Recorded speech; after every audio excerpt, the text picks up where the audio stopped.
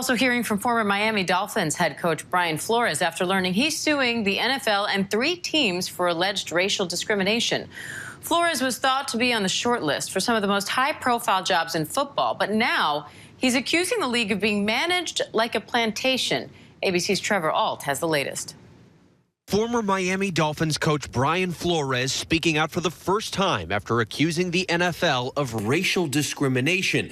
We need change. We need change. I know many very capable black coaches, some of my staff who I know, if given an opportunity or when given an opportunity, are going to go and do a great job on their interview.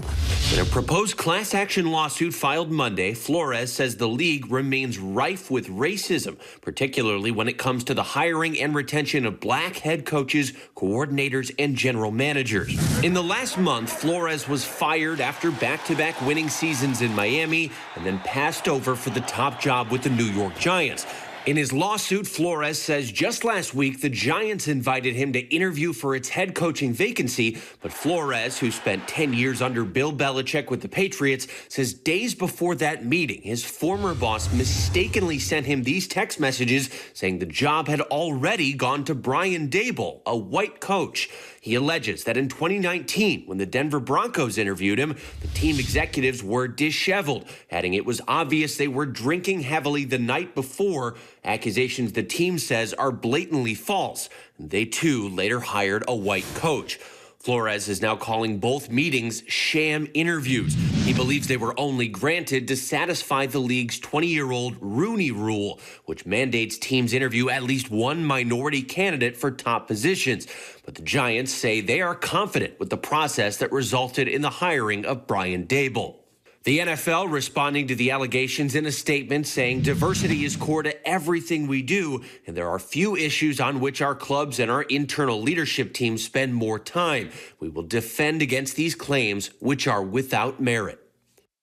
There are still 5 head coaching vacancies, but as of right now, there is only 1 black head coach in the NFL. And Brian Flores says he knows he's risking his chances of ever coaching again by filing this lawsuit, but he said it had to be done to enact change, and he's hoping other people will join him in taking a stand. Diane? Trevor Ault, thank you. And I want to bring in ABC News contributor and host of the Long Game podcast, LZ Granderson, for more on this. LZ, Flores says that he was interviewed for these jobs, but he calls them sham interviews, pointing to the Rooney Rule. Can you explain the Rooney Rule and Flores' argument here? Sure, absolutely. Basically, the Rooney Rule has been in existence in the NFL for about 20 years. And the reason why it came to be was because there was an issue with the hiring practice in the NFL. Prior to the Rooney Rule, the first African-American or black head coach was hired in 1989. I was a senior in high school before the NFL even had 1 black coach. And so the Rooney Rule was put in place in order to try to correct that.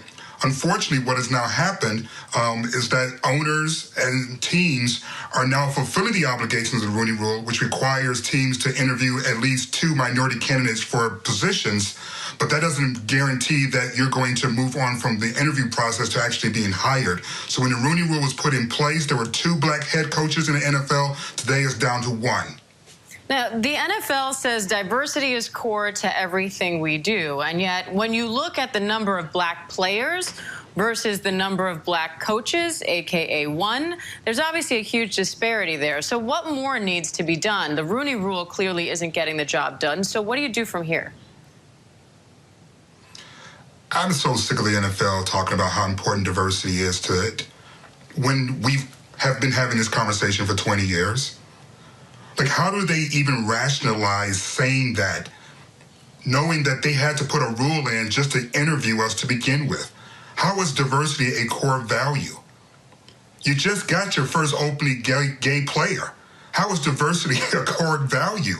Dave Capay came out in the 70s. You just got your first openly gay one this season. So diversity can't be a core value. Diversity is something that you say to get people off your back, that you're working on things. We'll put on a decal. We'll put in end racism in our end zone. Because at the end of the day, we're too popular of a sport to actually be held accountable. You know, the ratings for these past playoff games were double-digit jumps in terms of viewership. The NFL just signed a multi-billion-dollar broadcasting rights deal that was twice the amount of the previous deal. So the owners know all of this. They know they don't have to change. And so we're having these conversations about the hiring practices and what needs to happen. And they can talk about diversity being a core factor. But the reality is that we don't see that in terms of hiring and in leadership. You just got over the fact that you didn't want a black person to be a quarterback. That was recent. So what's really is a sham, Diane, is this notion that the NFL ownership group are sincere in these statements. And LZ, quickly, because I want to ask you about Washington, too, but what do you make of the text from Bill Belichick and its role in all of this? Well, I mean, Bill was congratulating a former assistant, and perhaps in the future he'll remember to type a last name because it doesn't appear Brian was good enough for him to keep them all separated. But it's a key piece of evidence because it shows that the interview that Brian Flores was headed to with the New York Giants was a sham interview because Bill Belichick already knew they were planning on hiring the white coach 3 days before Brian Flores was even interviewed. So it's incredible evidence. And if I could just add one more thing, so far there have been 4 white head coaches hired.